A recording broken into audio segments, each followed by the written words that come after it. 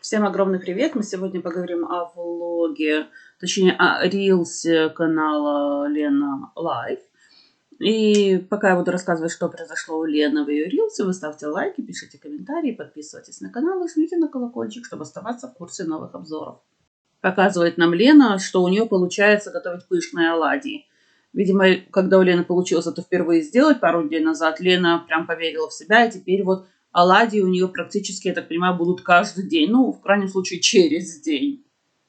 Открыла Лена секрет пышных оладий к своему возрасту. Ну что ж, поздравляю. А если я еще скажу, что есть всякие разные оладьи с начинкой, с припеком, в общем, их по-разному называют, я не знаю, осилит ли Лена это дело. Но, конечно, идею можно подать. Намного вкуснее и интереснее, конечно, оладьи, когда есть внутри какая-то начинка. Сладкое, понятное дело. И вот Лена в процессе приготовления этих самых оладий, она говорит, вот мы сегодня с Ваней поедем в энное место. Думаю, ну, Лен, ну что за тайна мадридского двора? Оксана нам все рассказала в своем влоге. Говорила о том, что вы собираетесь на ВДНХ, причем с Оксаной, насколько я поняла. А теперь смотрю, как-то вот Лена и Ваня поехали вдвоем без Оксаны. Все-таки Оксана, как я и предполагала, видимо, или вообще не поедет, или поедет туда одна. Потому как Лена вообще не показала Оксану в кадре. Чуть позже, конечно, мы увидим, что Лену кто-то снимает в полный рост, на отдалении так. Но это, конечно, была не Оксана, это был Ваня. Насколько я понимаю. Оксаны не было в кадре, Лены вообще нигде. Обычно Оксана нет-нет, да мелькнет в кадре. Правда? Правда.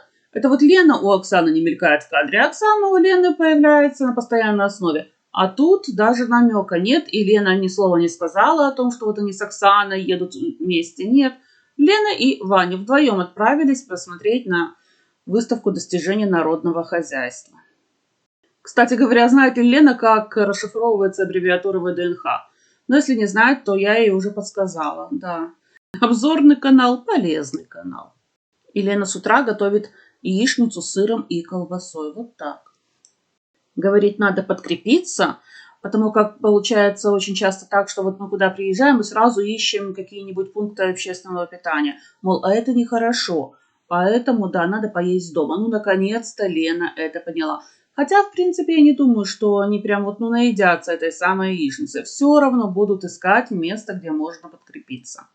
Заглядывает Лена в холодильник с тем, чтобы там найти еще что-нибудь, какие-нибудь ингредиенты для яичницы, я так понимаю. И что мы видим? Мы видим, что в холодильнике у нее на одной из полок стоит огромная кастрюля с прозрачной крышкой. И сквозь эту прозрачную крышку мы видим, что на дне этой кастрюли несколько макаронин. Ну, в принципе, подтверждается моя теория о том, что у Лены нет судочков. Лена не знает, что такое перекладывать салаты, оставшиеся в судочке, и в холодильник их класть.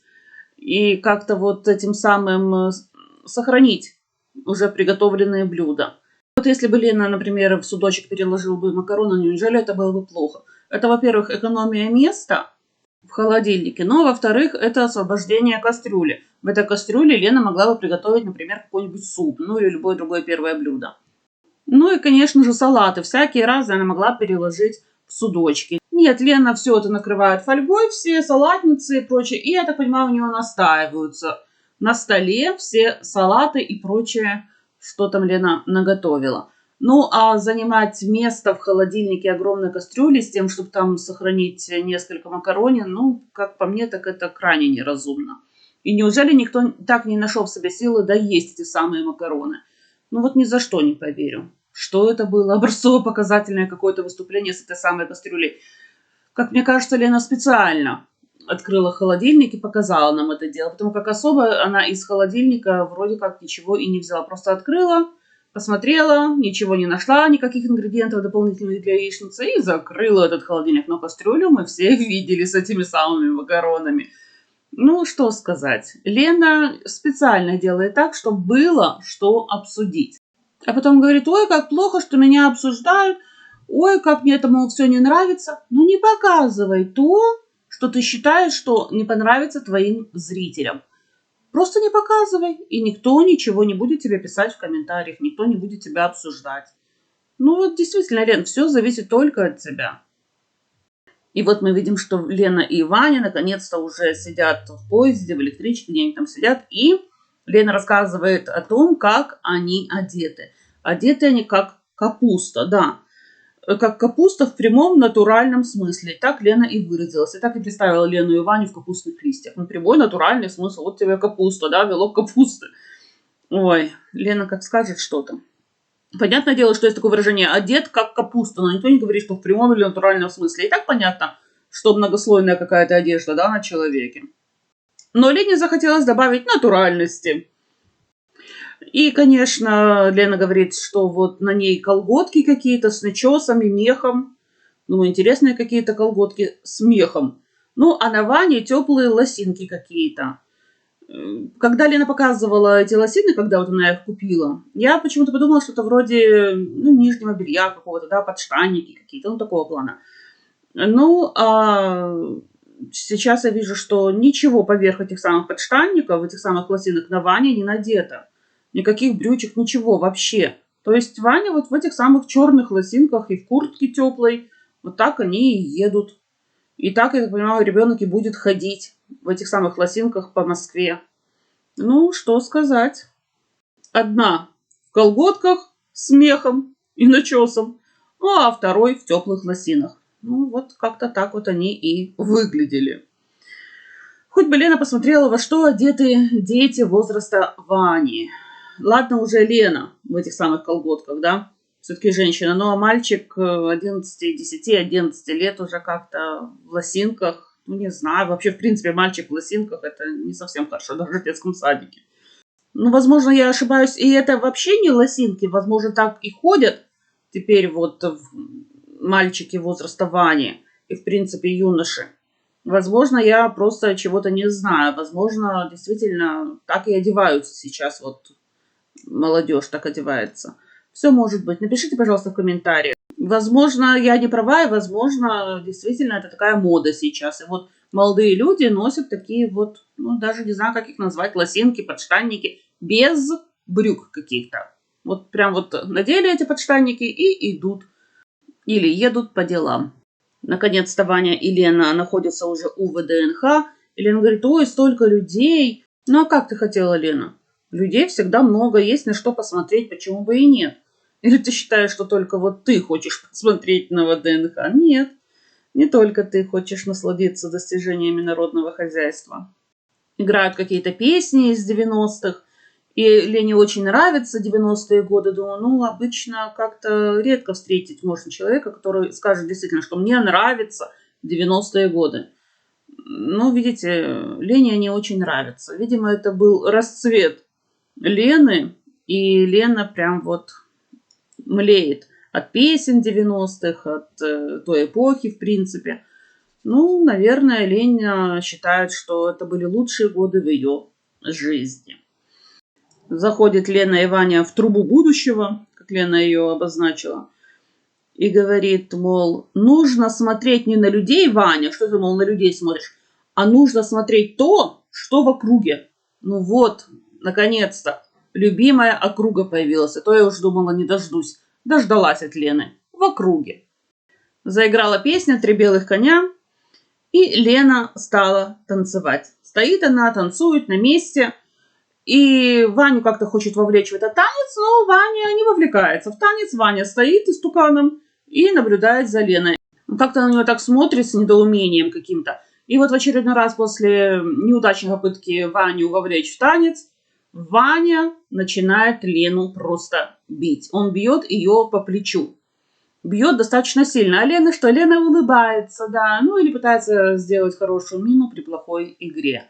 Кошмар какой-то. В очередной раз мы видим, что ребенок бьет свою маму. А мама на это вообще никак не реагирует. Но, видимо, ей нравится. Высокие отношения, я бы сказала. И вот опять же, конечно, будут обсуждения. Конечно, будут какие-то комментарии негативные. Понятное дело.